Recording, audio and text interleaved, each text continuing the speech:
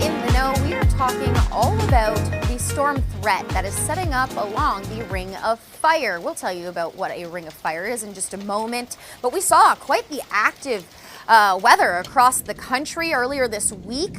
Soaking rains across Alberta, those are still ongoing. Meanwhile, check out this funnel cloud spotted near Regina in Saskatchewan. We had some tornado warnings ongoing earlier this week across the Prairie provinces, as well as Quebec. This was just on Friday night. Quite an intense cloud you can see there lingering. Southern Ontario also experienced heavy rain. You can see the wind gusting there. Winds, those were also a factor with many of these stormy conditions. Welcome to the first weekend of the summer. I'm Fenn Alvarado alongside meteorologist Laura Power. Now, Laura, with all this stormy weather, we have more storm threats lingering, but it's along the Ring of Fire. The question is, what is a Ring of Fire? Yeah, Victoria, the Ring of Fire is a storm track where thunderstorms develop along the upper periphery of a ridge of high pressure, often known as an MCS, or a mesoscale convective system, which is a cluster of storms that bring heavy rain, wind, and oftentimes more severe weather. Now, we saw an MCS develop on Friday evening and through the overnight in the northern United States, and it is set to track in through the Great Lakes.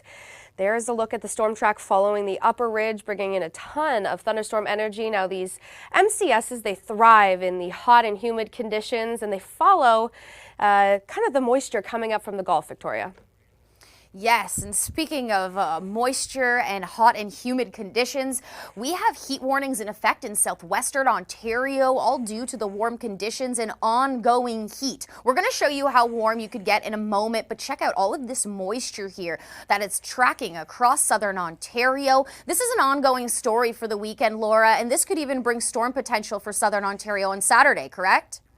Absolutely. As you mentioned, the atmospheric moisture is going to bring in some really hot temperatures, which we have yet to see this summer. It's ironic to be the first day of summer, but this is also an environment that these MCSs, they thrive in. They thrive in these hot, humid conditions. They gobble up all the fuel around it. And here's kind of where this is headed. It's known as a ridge rider, and kind of follows the lower level jet and is going to ride the top of the ridge, kind of surfing that jet stream there, mixing the winds southward, and it's going to bring quite a bit of rain, Victoria. Take a look at our rainfall. Again, heavier amounts in these clusters of thunderstorms, but you can kind of see exactly where that track is going straight across the Great Lakes, eventually deflecting south through eastern Ontario and also in through Quebec.